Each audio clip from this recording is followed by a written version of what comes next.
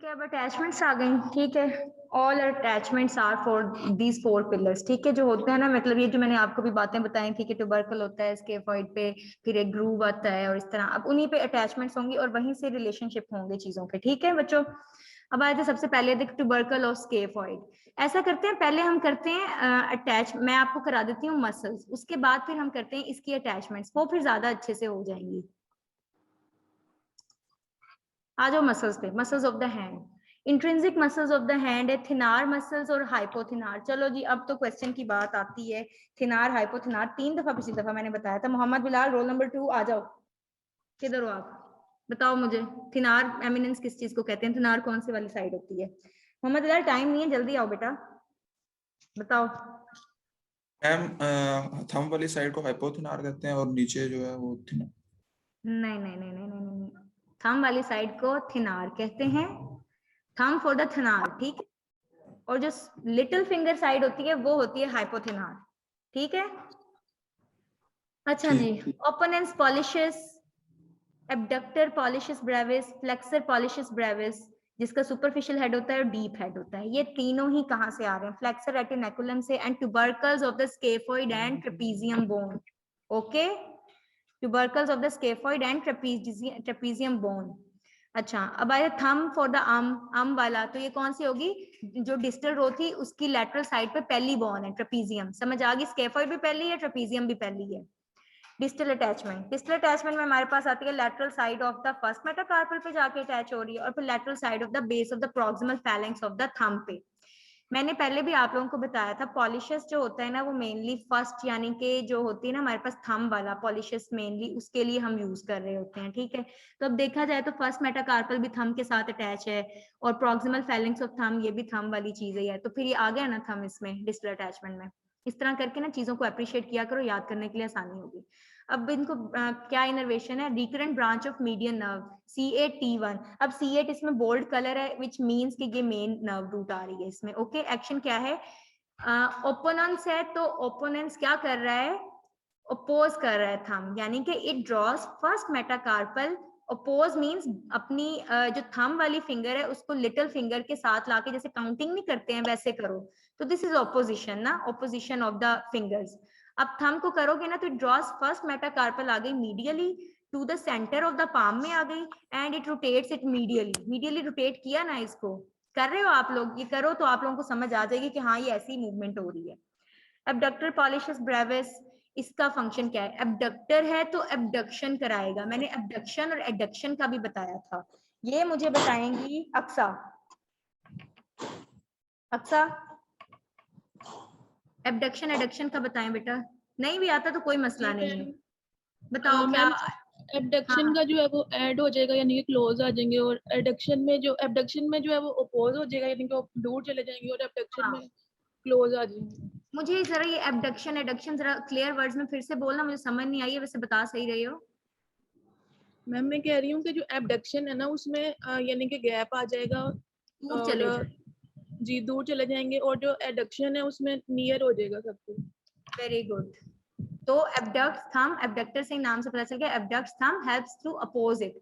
Opposition में भी तो एबडक्शन हो के दोबारा से रोटेशन हो के मीडियली जा रहा है, ऐसे तो नहीं कि साथ में उंगली को जोड़ के तो आप छोटी उंगली के साथ उसको मिलाओगे, दैट्स इम्पॉसिबल। करके देख लो, नहीं हो रहा होगा आपसे।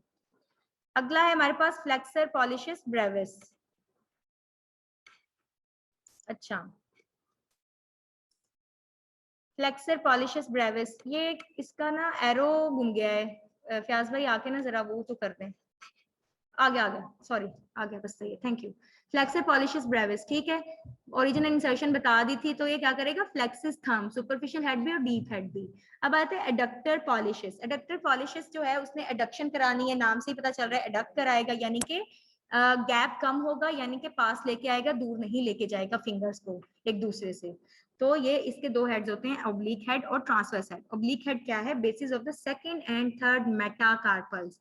अब यहाँ पर कार्पल्स की नहीं, मेटाकार्पल्स की बात हो रही है। मींस ये मेटाकार्पल्स के सेकंड और थर्ड वाली की बेसिस से ओरिजिनेट हो रहे हैं, कैपिटेट को साथ में लिया है, और एडजेसेंट जो कार्पल्स है ना उसके ऊपर भी जाके अटैच होके ना, अब ये जाके लग किधर रहा है? Medial side of base of proximal phalanx of the thumb. Pollicis है तो थंब आ गया ना इसमें, तो मीडियल साइड है उसकी, और base of proximal phalanx of thumb. अब बेटा बात देखो, मेटाकार्पल की बात नहीं हो रही, बात हो रही है फैलेंक्स की, और थंब की 2 ही फैलेंक्स थी, तो ये प्रॉक्सिमल की मीडियल साइड पे जाके लगा है। अगला है transverse head. Transverse head anterior surface of shaft of third metacarpal से स्टार्ट हुआ, सेकंड थर्ड तो इधर भी आ गई थी, अब थर्ड की एंटीरियर सरफेस ऑफ शैफ्ट से शुरू हुआ है, और जाके इसने भी थंब की मीडियल साइड पे जो है ना प्रॉक्सिमल फैलेंक्स, उसकी मीडियल साइड पे लग जाना है। ओके, इसको सप्लाई कर रहा है deep branch of ulnar nerve C8T1, adducts the thumb towards lateral border of the palm. Okay, समझ आई है? कोई तो बोल दो। Laiba Ijaz can roll number दिखाने डायग्राम साथ। डायग्राम मैं बाद में दिखाती हूँ, अभी मुझे मसल्स कर लेने दो। एक सेकंड, ये फिर से मेरा ना एरो घूम गया है। हाँ, ये देखो बच्चों, ये जो चीज है ना, ये जो व्हाइट व्हाइट कलर की है, इसके नीचे टेंडन्स पड़े हुए हैं, ये जा रहे हैं टेंडन्स, ठीक है। ये जो है ये हमारे पास है फ्लेक्सर रेटिनेकुलम। मैंने पहले भी बताया था, शीथ होती है फेशिया की, जो कि ना उनको चीजों को आपस में ना कनेक्ट करके रखती है, जोड़ के रखती है। अब सपोज ये चीज ना हो, ये अगर फ्लेक्सर रेटिनेकुलम ना होता तो आप लोगों को लगता है कि टेंडन्स उसके अंदर रह पाते? हम जैसे ही हाथ को मूव करते, एक टेंडन इधर भाग जाता, एक टेंडन इधर भाग जाता। तो अल्लाह ताला ने कितना खूबसूरत निजाम बनाया कि सारी कार्पल बोन्स को इन्वॉल्व करके, रिस्ट जॉइंट को इन्वॉल्व करके एक किस्म के बैंड सा बना दिया है। जो पामर सरफेस की तरफ होता है ना, मतलब एंटीरियर साइड पे होता है, उसको कहते हैं फ्लेक्सर रेटिनेकुलम। इसके डोर्सल एस्पेक्ट पे भी होता है, उसको एक्सटेंसर रेटिनेकुलम कहते हैं। ओके, अब ये देखो, ये हमारे पास ओपोनेंस पॉलिशस आ गया, ठीक है। मेटा कार्पल से जो ये ओरिजिनेट हुआ, जाके ये लगा है उसकी उधर उधर फैलेंक्स पे, ठीक है। फिर है एब्डक्टर पॉलिशस ब्रेविस, फिर है फ्लेक्सर पॉलिशस ब्रेविस। गौर करो, flexor pollicis brevis, adductor pollicis brevis और opponens pollicis. Okay, hypothenar muscles. Hypothenar muscles में हमारे पास आ जाते हैं। अब हाइपोथिनार वो बच्चे ने बताया था, तो उसने ऑपोजिट चीज बता दी थी, लेकिन मैंने फिर आप लोगों को दोबारा से बताया था कि लिटिल फिंगर की तरफ की जो एमिनेंस होगी ना, तो वो हाइपोथिनार एमिनेंस होगी। एब्डक्टर डिजिटाई मिनिमाई, लिटिल फिंगर की तरफ है, तो मीडियल साइड पे पिसिफॉर्म पड़ी हुई है, वहां से ओरिजिनेट होगा, जाके लगेगा medial side of base of proximal phalanx of 5th digit. Okay, flexor digiti minimi brevis. अब ब्रेविस का वर्ड भी है, डिजिटाई मिनिमाई भी है और फ्लेक्सर भी है, तो स्टार्ट होगा हुक ऑफ हेमेट से एंड फ्लेक्सर रेटिनेकुलम से। समझ आ गई? Flexor digiti minimi, flexor retinaculum. Hamate, hook of hamate से गया है और जाके इसकी अटैचमेंट 2 जगहों पे हो रही है, डिस्टल इंसर्शन। ओके बच्चों, अच्छा अगला है ओपोनेंस डिजिटाई। इंसर्शन इकट्ठी मैं बता देती हूँ फिर ना। ओपोनेंस डिजिटाई, अब जब थंब के लिए ओपोजिशन चाहिए थी, तो जब हम काउंटिंग कर रहे होते हैं, तो सिर्फ थंब ही तो नहीं ना मूव कर रहा होता, हमारी फिंगर्स भी कर रही होती हैं, मिड में मूव करनी होती है, मिड ऑफ द पाम में। तो ओपोनेंस डिजिटाई भी है, ठीक है। ये सेम ओरिजिन है hook of hamate and flexor retinaculum से। अब जाके लगते किधर है? दोनों लगेंगे medial side of base of proximal phalanx of 5th digit, और ओपोनेंस डिजिटाई लगेगा medial border of 5th metacarpal. ये सप्लाई हो रही है deep branch of ulnar nerve C8T1। T1 ज्यादा वो बोल्ड लाइन में है, तो मींस मेन कौन सी होगी? यही वाली है T1 इसकी। अब ये फ्लेक्सर है, तो फ्लेक्सर से फ्लेक्सिस करेगा proximal phalanx of 5th digit. Opponens है तो ओपोनेंस करेगा, ठीक है। तो क्या कर रहा है? Drawers the 5th metacarpal anteriorly and rotates it, bringing the 5th digit into the opposition with thumb. वही सेम बात आ गई। ओके, ये वाले जो मसल्स हैं, ये जो लुम्ब्राइकल्स और इंट्रोशिया है, ये मैं आपको बाद में कराऊंगी। अब तो आ गए हमारे पास कार्पल बोन्स। अब आ जाओ हम दोबारा से वापस कार्पल बोन्स पे। Excuse me ma'am. जी बेटा। मैम ये मेल और फीमेल बोन्स का कैसे पता चलता है? ये ये वाली ना मेल फीचर्स होते हैं जिनसे मेल और फीमेल का पता चलता है। ये हर साइज एक से को नहीं वो पता तो चलता, ठीक है। हेलो, क्या बोल रहे जी हो मैम, आप?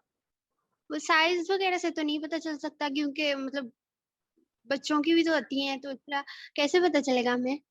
बेटा ये फीचर्स होते हैं मेल्स के और फीमेल्स के। ठीक है। और हर एक बोन में मेल्स और फीमेल्स के सेम फीचर्स, मतलब मोस्टली सेम फीचर्स होते हैं, और कुछ बोन्स होती हैं जिनसे हम डिफरेंशिएट करते हैं। ओके, ये सब बोन्स नहीं होती जिनसे हम डिफरेंशिएट करते हैं। जी मैम। अच्छा, अटैचमेंट सब मैंने बहुत क्विक पढ़ना है, ठीक है, क्योंकि मैं उधर दिखा चुकी हूँ। Attachment are the these four pillars, the tubercle of scaphoid, flexor retinaculum, a few fibers of the abductor pollicis brevis, pisiform gives flexor carpi ulnaris, flexor retinaculum and its superficial slip, abductor digiti minimi and extensor retinaculum. Okay, अगला है हमारे पास the lateral surface gives attachment to the lateral ligament of wrist joint, the groove lodges the tendon of flexor carpi radialis, the hamate, the tip of the hook gives attachment to the flexor retinaculum, the medial side of the hook gives attachment to the flexor digiti minimi and the opponens digiti minimi. अब ये आ गई ossification of the bones. Ossification बहुत important है, पूछते भी हैं, MCQs में अभी आती है और पेपर में तो लाजमी आती है। सो ऑसिफिकेशन हर बोन की लाजमी तौर पे करनी होती है आपने। ओके, ये तो खैर वो रेडियस और अल्ना की बताई हुई है, तो चलो मैं एक वैसे बता देती हूँ कि अपेयरेंस ऑफ द ऑसिफिकेशन ये चीज होती है कि बोन की मेच्योरेशन। बोन जब बनती है तो वो मेच्योर बोन नहीं होती है, उसमें ऑस्टियोइड मैट्रिक्स अभी बनना शुरू होता है, वो भी एक स्पेसिफिक एज होती है जब वो बनना शुरू होता है, वो अभी बना नहीं होता है। तो ऑसिफिकेशन मींस बोन की मेच्योरेशन। स्टार्ट कब होगा ऑसिफिकेशन सेंटर? प्राइमरी होता है, सेकेंडरी ऑसिफिकेशन सेंटर्स होते हैं, ठीक है। अच्छा, ये है फर्स्ट ईयर में अपेयर होगा और फ्यूजन हो जाएगी 19th ईयर में, समझ आ गई। और अल्ना में हो जाता है उसकी डिस्टल एंड पे 6th ईयर में अपेयरेंस हुई और 18th ईयर में फ्यूजन हो गई है। अब आ जाते हैं हम अपने इस पे जो हमारी कार्पल बोन्स है। ओके, ये कौन बच्चा कर रहा है? ड्रॉ कौन कर रहा है ऊपर? इधर रोजे में बोल बोल के बंदे का हलक खुश्क हुआ होता है, आप लोगों को ड्राइंग की पड़ी होती है। वेरी बैड बच्चों। फिर तो वाकई में सही बात है, जिन्होंने पढ़ना है उन्होंने पढ़ना है, जिन्होंने नहीं पढ़ना चाहे आप उनके ऊपर सारा दिन लगा लो, उन्होंने नहीं पढ़ना। फिर मैं भी लेक्चर दे के बस चली जाया करूँ ना, इतना आप लोगों पे सर खपाऊं। No ma'am.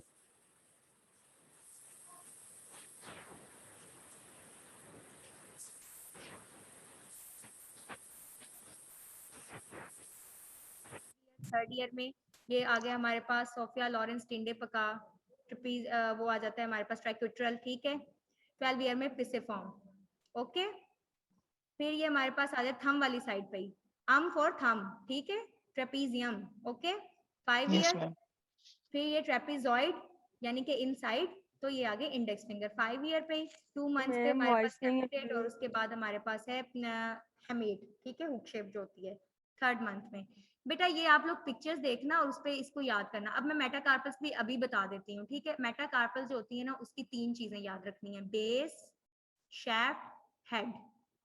Base, shaft, head, base, shaft, head, base, shaft मतलब सेम। ओके, अब पेरेंट्स इनकी देख लेते हैं। Okay, 2nd to 3rd year में 9th week of intra uterine जो लाइफ होती है ना, intra uterine life 9th week में ये शैफ्ट में बन गया।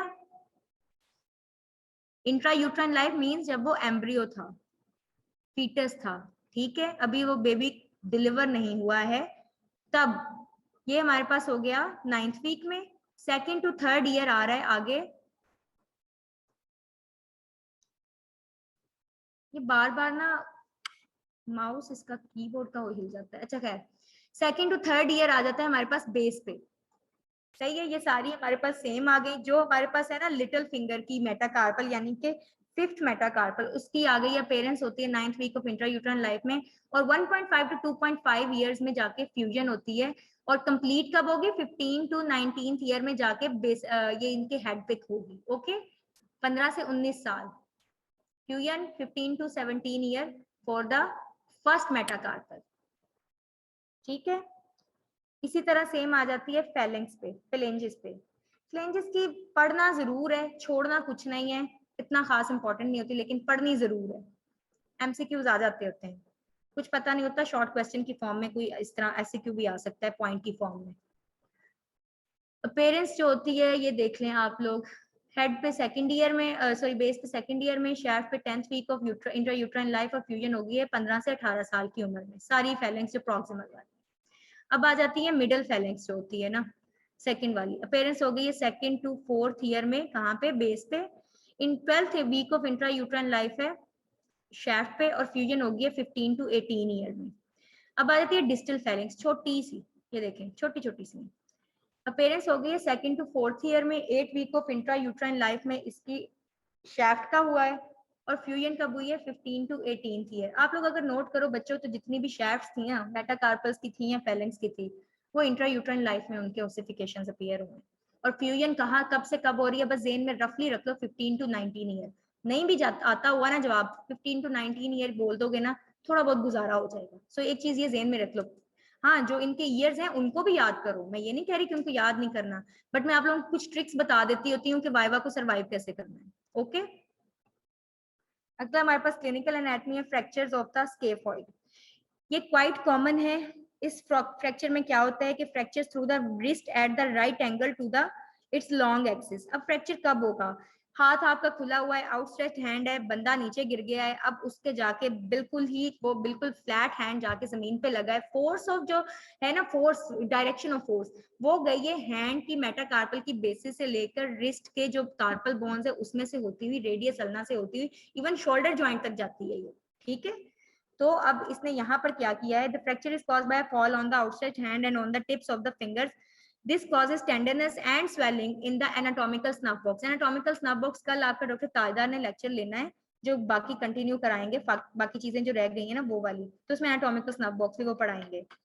And pain on the longitudinal percussion of the thumb and index finger. जब बिल्कुल स्ट्रेट फिंगर रखी हो ना थंब और इंडेक्स फिंगर को, तो उसके ऊपर आप टैप करोगे ना, percussion is equal to tap actually. The residual disability is more marked in the mid-carpal joint than in the wrist joint. The importance of the fracture lies in its liability to non-union and avascular necrosis of the body of the bone. ठीक है, scaphoid का fracture हो गया है, तो इसमें main जो चीज आती है कि इसमें avascular necrosis। avascular means क्या होता है, A means नॉन वर्ड के मतलब नहीं आ रही, vascular means supply, blood supply. Blood supply नहीं आएगी तो उसको सारे न्यूट्रिएंट्स कैसे मिलेंगे, ऑक्सीजन कैसे मिलेगी, सारे न्यूट्रिएंट्स नहीं पहुंचेंगे, वो ग्रो कैसे करेगी, ग्रो नहीं करेगी तो नेक्रोसिस हो जाएगा, मींस डेड हो जाएगा वो पार्ट। ठीक है, तो avascular necrosis of the body of the bone.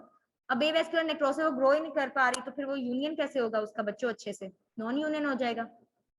Normally the scaphoid has two nutrient arteries होती हैं, ठीक है, one entering the palmar surface of the tubercle and the other dorsal surface of the body, यानी कि एक anteriorly आ रही है, एक posteriorly जा रही है उसके पास ना।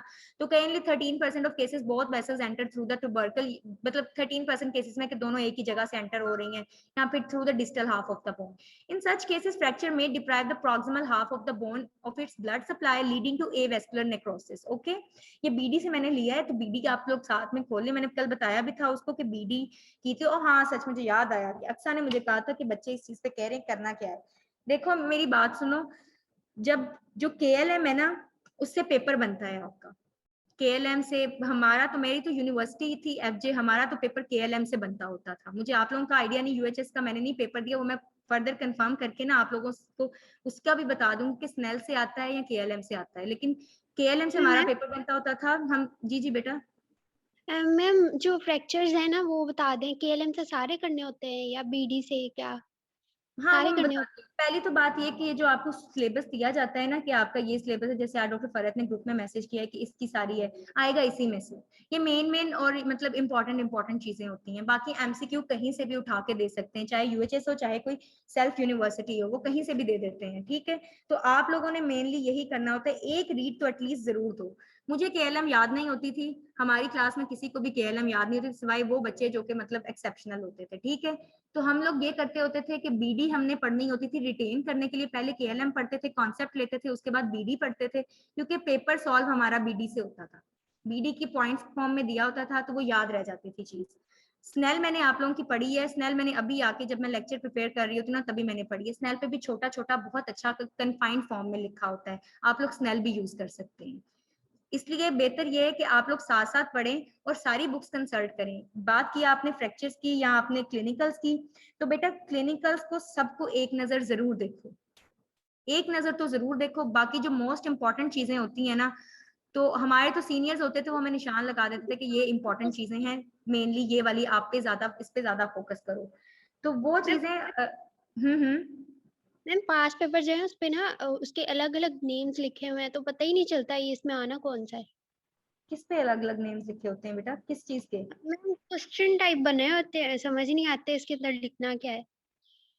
जो क्वेश्चन होता है ना एससीक्यू फॉर्म में, एससीक्यू का जिस तरह होता है, मैं ना आज आप लोगों को एक पैटर्न भी पेपर का भी भेज दूंगी। मुझे अक्सा ने कहा था कि मुझे क्लास कह रही है कि एक पैटर्न भेज दें ताकि हमें आइडिया हो जाए कि हमने पेपर कैसे करना है। ये जो नेक्स्ट सब स्टेज आएगी मैं भेजूंगी। मुझे आप लोगों में से ना कुछ बच्चे हैं जिनका पेपर बड़ा अच्छा लगा था, मैंने उनको 10 on 10 मार्क्स दिए हैं, तो वो वाला पेपर मैं आप लोगों को भेजूंगी, शेयर करूंगी। उसके अकॉर्डिंगली देखिएगा कि नीट हो पेपर, क्लीन हो और अच्छा अच्छा लिखा हो और डायग्राम्स भी अच्छे से ड्रॉ की हो। ये ना हो कि पता ही ना चल रहा हो ड्रॉ क्या किया है। अच्छा अब ये हो गया है, dislocation of the lunate may be produced by a fall on the acutely dorsi flexed hand. नाम से देखो डॉर्सी भी है फ्लेक्स्ड भी है, यानी कि फुल पीछे को मुड़ा हुआ है, ठीक है। Dorsi flexed hand with the elbow joint flexed, this displaces the lunate anteriorly also leading to carpal tunnel syndrome। ये कल आपको डॉक्टर तादर बताएंगे carpal tunnel syndrome क्या है। During scaphoid fracture pain is felt in the anatomical snuff box। अभी आप लोगों की फिजिकल क्लासेस नहीं हुई हैं। जब हम लोग थे फर्स्ट ईयर में, हमें तो हमारे सीनियर्स ने कहा था जाओ एनाटॉमिकल स्नफ बॉक्स खरीद के लेके आओ, और हम लोग पहुंच गए थे खरीदने के लिए, और बाद में पता चला था वो एनाटॉमिकल एक स्नफ बॉक्स नहीं है, बल्कि वो तो एक पोजीशन होती है थंब की। Metacarpals metacarpal bones are 5 miniature long bones which are numbered from the lateral to the medial side. Each bone has a head placed distally and a shaft and a base at the proximal end. The head is rounded. It has an articular surface which extends more posteriorly than laterally. It extends more on the palmar surface than on the dorsal surface. The head of the metacarpal bones form the knuckles. The shaft is concave on the palmar surface. Its dorsal surface bears a flat triangular area. In its distal part, the base is irregularly expanded.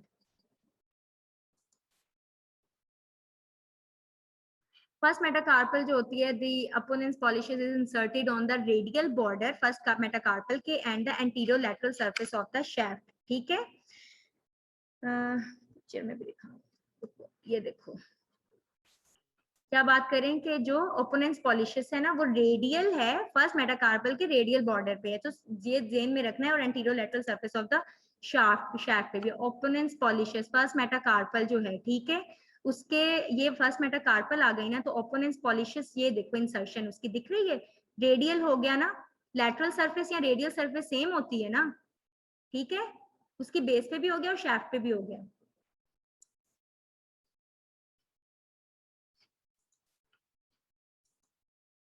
अच्छा अगला abductor pollicis longus is inserted on the lateral side of the base। उसके बाद है the first palmar introitial muscles arises from the ulnar side of the base। अब आ जाते हैं हम इंट्रोशिया पे, ठीक है, वो मैंने छोड़ दिया था। अब मैं आपको इंट्रोशियास पढ़ाती हूँ और लम्ब्राइकल्स पढ़ाती हूँ। पहले तो मैं शक्ल दिखा देती हूँ होते क्या चीज, ठीक है। ये देखो ये हमारे पास आ गया फ्लेक्सर रेटिनैकुलम, ठीक है। ये मसल्स कर लिए, टाइम नहीं वेस्ट करी, टाइम कम रह गया, ठीक है। ये है लुम्ब्राइकल्स, ठीक है, लुम्ब्राइकल्स 1 2 3 4। ये जो लुम्ब्राइकल्स होते हैं ना, ये बिटवीन द मेटाकार्पल्स पड़े होते हैं, ओके, ठीक हो गया। यार थोड़ा सा तो रिस्पांस दे दिया करो, पढ़ाने का भी थोड़ा पता चले कि समझ भी आई है कि नहीं आई है। Yes, ma'am. Yes, ma'am. Good, इधर लुम्ब्राइकल्स एप्रिशिएट हो रहे हैं, बिटवीन द मेटाकार्पल स्टार्ट हुए हैं और जाके लग रहे हैं पैलिंग्स पे, okay. Yes, Yes, ma'am. ma'am. अच्छा मैं इंट्रोशिया देख रही हूँ, उनमें किधर था इंट्रोशिया, मैंने एक अलग से उसकी पिक्चर भी ली थी, हाँ इसमें था, ये आगे इंट्रोशिया। ये वाले जो मसल्स है ना, ये पामर इंट्रोशिया और डोर्सल इंट्रोशिया मसल्स हैं। पामर मींस पामर सरफेस पे, डोर्सल मींस डोर्सल सरफेस पे चले गए। ये देखो ये मतलब फैन शेप्ड एक किस्म के हैं, ठीक है, इधर से इधर चला गया, इधर से इधर चला गया, ठीक है, ये बिटवीन द मेटाकार्पल्स होंगे, ओके। अब हम करते हैं इनकी ओरिजिन इंसर्शन, ताकि आप लोगों को थोड़ी नो हाउ हो कि ये चीज क्या है। Excuse me, ma'am. हाँ जी बेटा। मैम बस करें 11 बजे हमारा बायोकेम का टेस्ट है, सो काइंडली अभी रोक दें, इतना ही काफी है। Yes, अब ma'am. मुझे लम्ब्राइकल्स पढ़ाने दो, ये 2 मसल्स रह गए हैं, उसके बाद फिर बस करते हैं, ठीक है। टेस्ट स्टार्ट हो जाएगा 60 MCQs and 60 मिनट। 5 मिनट्स रहते हैं ना, मुझे मेरे 5 मिनट्स लेने दो, उसके बाद फिर मैं छोड़ती हूँ। बस अब ये 2 मसल, देखो इतना टाइम वेस्ट कर दिया, इससे सारे टाइम में ना 2 मसल्स हो जाने थे आप लोगों को। Lumbricals, first and second, third and fourth. First and second lateral 2 tendons of flexor digitorum profundus. और क्या है ये, क्या लिखा हुआ है ये, सॉरी मुझे ये अप्रिशिएट नहीं हो रहा, sorry, pennate muscles, unipennate muscles, sorry. ये lateral 2 tendons of the flexor digitorum profundus as unipinnate, यानी कि एक ही हेड है, एक ही पिन्ना है इनका। पिन्ना मींस जैसे ये ईयर का पिन्ना होता है ना, इसको हम पिन्ना कहते हैं, ये जो होता है ना ईयर की जो मतलब ईयर होता है हमारा, तो ये यूनिपिन्नेट मसल्स होते हैं, ठीक है। थर्ड एंड फोर्थ जो है इसमें है medial 3 tendons of the flexor digitorum profundus as bipinnate muscles, okay. तो फर्स्ट एंड सेकंड वाले में सिर्फ एक ही होगी यूनिपिन्नेट, और थर्ड एंड फोर्थ जो है वो बायपिन्नेट है। ये जाके अटैच होता है lateral side of extensor expansions of the second to fifth digits पे, डिजिट्स, ओके, यानी कि फैलिंग्स पे जाके। इनर्वेशन फर्स्ट एंड सेकंड की है मीडियन नर्व से, थर्ड एंड फोर्थ की है deep branch of the ulnar nerve से। काम क्या है, काम दोनों का सेम है, फ्लेक्सर मेटाकार्पोफ्लेंजियल जॉइंट्स को ना इसने फ्लेक्स करना है मेटाकार्पोफ्लेंजियल जॉइंट को, और एक्सटेंड करना है interphalangeal joints of the second and fifth digits तक, ठीक है। मेटाकार्पोफ्लेंजियल को तो फ्लेक्स कर दिया, लेकिन इंटरफ्लेंजियल को एक्सटेंड कर दिया। अगला है dorsal interossei and palmar interossei. Dorsal interossei first to fourth है और palmar interossei first to third है। ये चीजें याद रखनी है आपने, ये ना हो कि आप लोग 5 इंट्रोशिया बना लो, 5 ही डोर्सल बना लो, 5 ही आप पामर बना लो। इससे आप लोगों को पता चल जाएगा कि मतलब फर्स्ट टू फोर्थ है और फर्स्ट टू थर्ड है। फर्स्ट टू फोर्थ वाले हैं adjacent sides of 2 metacarpals as bipennate muscles, bases of proximal phalanges पे जाके लगते हैं और extensor expansion of second fourth digit तक, ठीक है। T branch of ulnar nerve से सप्लाई होते हैं, T1 इसमें मेन है, C8 T1 ना। Palmar interossei first to third है, palmar surface of second fourth and fifth metacarpal as यूनिपिन्नेट muscles. बेटा ये बायपिन्नेट यूनिपिन्नेट के वर्ड्स याद रखने, ये एमसीक्यूज में पूछ लेते होते हैं। फिर bases of proximal phalanges extensor expansions of second fourth and fifth digit. Third नहीं आई इसमें, गौर करना है, ठीक है। D branch of ulnar nerve, अब इनका काम क्या है, अबडक्ट करेगा second to fourth digit from axial line, act with lumbricals in flexing the metacarpophalangeal joints and extending the interphalangeal joints को। फिर अगले वाला जो है पामर इंट्रोशिया, ये क्या करेगा, एडक्ट कराएगा। डोर्सल वाला एबडक्ट करा रहा था, दूर लेके जा रहा था, ये एडक्ट करा रहा है, पास लेके आ रहा है। Adduct second, fourth, and fifth digits towards axial line, assist lumbricals in flexing metacarpophalangeal joints and extending interphalangeal joints, extensor expansion of second, fourth digits. अभी आपका काफी ज्यादा लेक्चर पढ़ा हुआ था, लेकिन आप लोग अब टाइम भी खत्म हो गया, टेस्ट भी है आपका, तो चलो फिर ठीक है।